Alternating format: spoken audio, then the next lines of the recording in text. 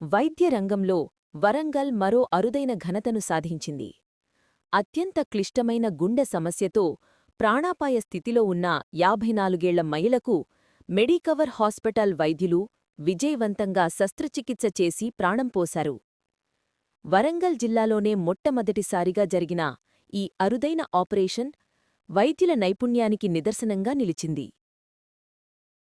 One patient get this complication and it's very rare. So this ballooning was quite big size. It was a 4 centimeter, and there is a risk if it suddenly ruptures. There can be a risk of internal bleeding, or it can cause a heart attack because of formation of the clots in that balloon.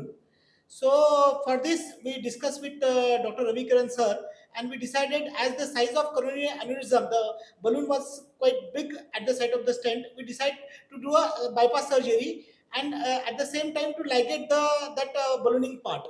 So bypass surgery is a routine surgery, quite commonly done. But this aneurysm ligation is done first time in Warangal. So this is a rare surgery. With the expertise of Ravi Kiran sir, we got a bypass surgery and got tied the aneurysm, and patient recovered well after the surgery. Cardiothoracic and vascular surgeon, Medical Hospitals Warangal. ఈ patient ఇంతకుముందు stenting అయింది. సాధారణంగా stent తర్వాత stent black అయ్యే complications అయితే సాధారణంగా చూస్తుంటాము. కానీ ఈ పేషెంట్ అన్యూజువల్గా చాలా అరుదుగా అక్కడ రక్తనాళం వీక్ అయిపోయి ఒక బెలూన్ లాగా ఉబ్బి దాన్ని అన్యూరిజం అంటారు, అది పగలడానికి కూడా సిద్ధంగా ఉందన్నమాట. సో దానికి ఇప్పుడు సర్జరీ తప్ప తనకి వేరే మార్గం లేదని చెప్పడం జరిగింది.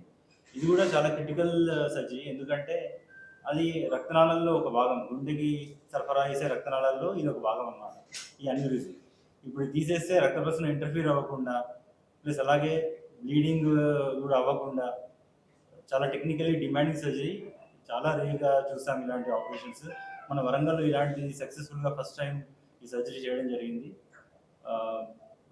It's very rare surgery and we are happy with the outcome. Thank you. నేను ఇంతకుముందు స్టంట్ పడ్డది సార్ చెప్పిన విధంగా జరిగింది. ఒక 2 నెలలు చాలా అవస్థపడ్డా. మేము ఇక్కడికి రాకముందు హైదరాబాద్ కూడా వెళ్ళడం జరిగింది. అక్కడ సీరియస్ అని చెప్పారు, నువ్వు చనిపోదు, మేము ఆపరేషన్ చేయమన్నారు.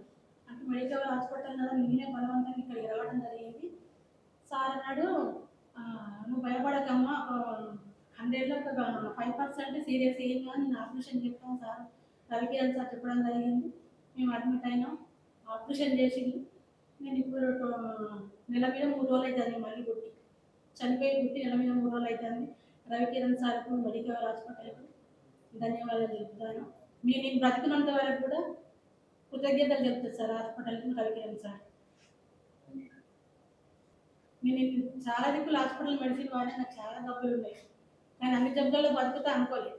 కానీ ఆయమ్మలు, సిస్టర్లు, డాక్టర్లు ప్రతి ఒక్కరు మా ఇంటికాడ మా పేరెంట్స్ కూడా నాకు ఇప్పుడు అట్లా చూసుకోవట్లేదు. అట్లా చూసుకున్నాను నేను హాస్పిటల్కి వెళ్ళి ఇంటికి వెళ్ళాను. ఫుడ్ కూడా ఇక నేను 20 days అయితే ఫుడ్ సరిగ్గా తినక ఇక్కడ అంతా మంచిగా పెట్టిన ఫుడ్ కూడా, అందుకని హాస్పిటల్కి కృతజ్ఞత చెప్తాను సార్. టూరిజం అనే దానికి కూడా మేము అప్లై చేసాం, కానీ ఆరోగ్యశ్రీ పర్మిషన్ రాలేదు. బైపాస్ ఆపరేషన్కి పర్మిషన్ వచ్చింది. అయినా ఇంకా చేయాలి కాబట్టి ఇంకా మా ఖర్చుతోటి మేము చేసాం.